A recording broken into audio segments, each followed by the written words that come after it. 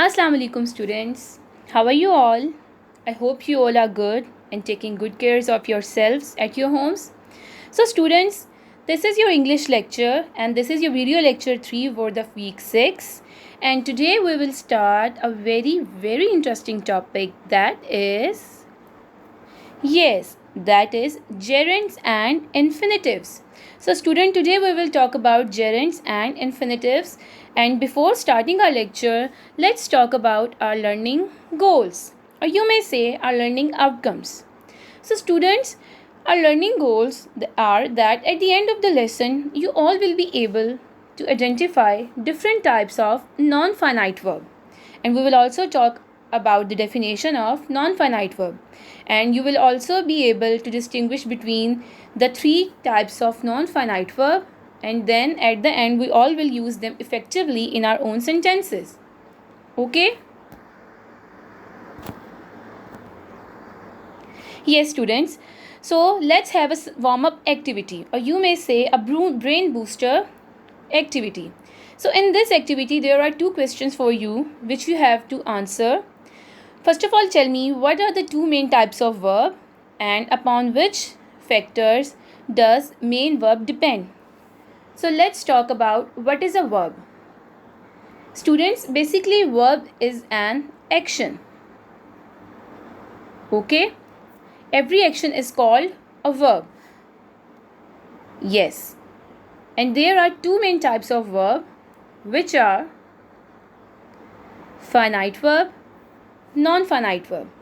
Finite verb is also called main verb. Non-finite verb is also called auxiliary verb.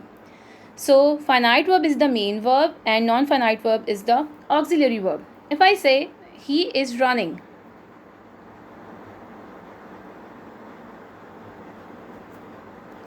so this is the action, student, running. So this is our main verb, or you may say finite verb. Similarly, I go to school. So in this sentence, go is an action and this is also the finite verb. Okay students? And finite or main verb depends upon three parameters: person, number, tense. Okay? Now let's talk about what is a non-finite verb. Non-finite verb is also known as auxiliary verb. Non-finite verbs cannot perform action as the root of an independent clause. Or you may say they do not act as a main verb. They do not act as the main action. So that is why they are not called as the main verb. Okay? A non-finite verb or an auxiliary verb does not perform the function of a verb. For example, let's look on this example. He found his office at a walking distance. He will find his office at a walking distance. In this sentence, student, there are two actions: found, walking. Always remember one thing, that the main verb always come with the subject. The main verb always comes with the subject. Okay students, now let's have a look on the sentence. He found. So the main verb is found and the subject is he, because he is performing the action found. So in this sentence, found is our main verb, or you may say the finite verb, and the non-finite verb is walking, because here it is not performing the function of the main verb, or you may say it is not performing the action, main action. Okay student, now look at the second example. He will find his office at a walking distance. Now here will find is the main verb or the finite verb. He is again the subject. Walking is not again the verb here. So that is why this is the non-finite verb, because it is not changing according to the tense. And the main verb always change according to the tense. Just like this, found, will find. Found is the past tense and will find is the future tense. So student, keep this thing in your mind very clearly, that main verb always goes with the subject. Okay? And the non-finite verb does not perform the action of the verb. Now here a question arises, student, that if a non-finite verb does not perform as an action or does not perform as a verb, so what is its function? Yes, non-finite verb do not function like a main verb. They can act as following in a sentence. They can act as a noun, they can act as an adjective, they can act as an adverb. If a non-finite verb acts as a noun in a sentence, it is called gerund. And if it acts as an adjective, it is called present participle. And if it acts as an adverb, it is called infinitive. And one by one, we will discuss all these three types.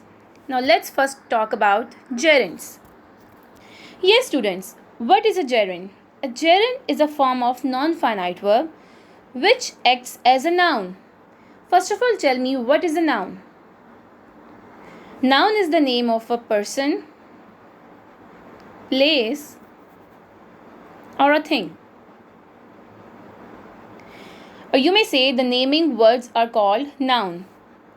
The naming words are called noun.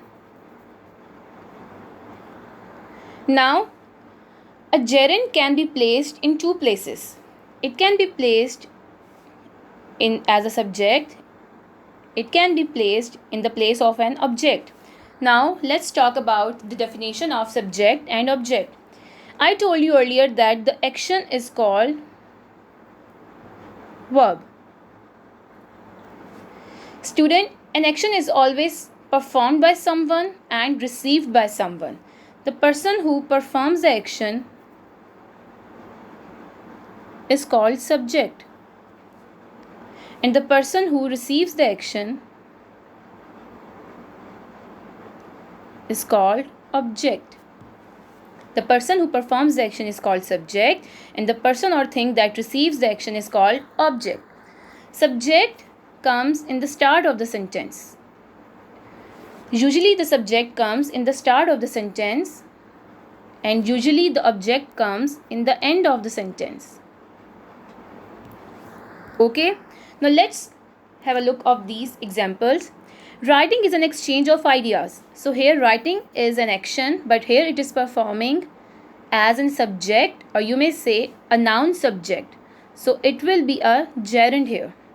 Similarly, I love swimming. So here love is the main verb, I is the subject, and what I am loving? I am loving swimming. So it is the object. So as the action is placed on the place of object and acting as a noun, so it will be a gerund here. So this is how actions can be a noun. This is how non-finite verb acts as a noun in the place of a subject and in the place of the object. Or you may say as subject gerund and object gerund. Okay? Yes. So gerunds is a form of non-finite verb which acts as a noun. Now the second one, present participle. It is a form of non-finite verb which acts as an adjective. Now first of all, tell me, what is an adjective? I told you about the noun, that noun is the name of a person, place, or thing. An adjective is the word that qualifies a noun. That qualifies a noun, or you may say add quality to a noun. For example, dash person, good person. So good is an adjective. Dash place, holy place, or you may say beautiful place. So again, holy is an adjective. So these are the adjectives and these are the nouns. Now let's have the look on example that how verbs can act as an adjective.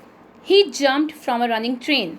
Now here he is the subject and he is performing the action jumped. So it is the verb. Now running is also an action, but here the running is present before the noun train, as train is a noun, and it is also qualifying, and or you may say it is also adding some quality to this word train. So here running is an adjective, or you may say present participle. Okay, now look at the second example. I really like this dancing doll.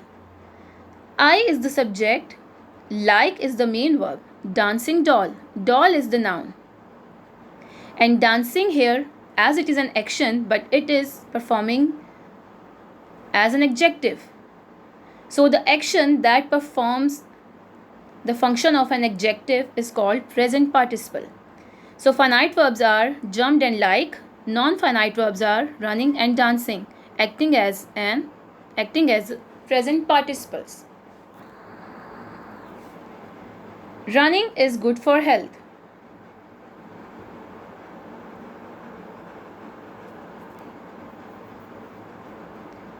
Now look at this example, student. Here running is an action, but it is not placed with a subject. So it is not performing the function of a verb. So here it is performing the function of a noun and placed in the place of the subject. So it is a gerund here. And if I say, I saw a running train,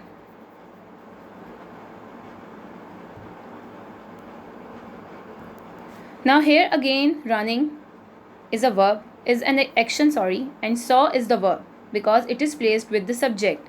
But here running is not acting as a noun because the noun is train here, and running is acting as an adjective, or you may say present participle.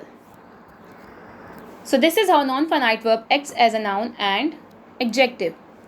Yes, non-finite verbs also act as an adverb. They are formed by adding to with the first form of verb. For example, he reads book to gain knowledge. Reads is the verb, he is the subject, and adverb is to gain, because adverb is the word that qualifies a verb or give reasons of an action. So here to gain is giving the reason of the action reading. So to gain is acting as an adverb, or you may say infinitive. Sarah likes to play piano. Sarah is subject, likes verb, to play is here infinitive. Okay now. So students, there are, you may say, some hints or tricks for you to recognize which are the gerunds and which are the infinitives. Gerunds are the actions or verbs which perform the function of a noun, and they are formed by adding ing in the first form of verb. Dancing doll, running train. And infinitives are formed by adding to with the first form of verb. I like to play, I like to visit museum. So this is how we make infinitives. Okay students? Now there are some video links for your better understanding. You have to watch these videos very carefully, students, and have to understand the concept more clearly. Okay? Now this is the time for your task. You are supposed to do these two parts of page 47 and 48 on your book after having the better understanding of this concept. Now student, we will wrap up our lecture, or you may say a big fat review. Yes, what is a non-finite verb? A non-finite verb does not have any connection with the subject, or you may say it has a no agreement with the subject, or it does not depend upon the subject and the three parameters of subject, which are tense, person and number. Yes, non-finite verbs acts as a noun. If it acts as a noun, it is called gerund. Non-finite verb also acts as an adverb, and if it acts an adverb, it is called infinitive. Non-finite verb when acts as an adjective, it is called participle. So this is how a non-finite verb performs its function. Okay student, I hope you have understood the concept very clearly. Okay, thank you. Allah Hafiz.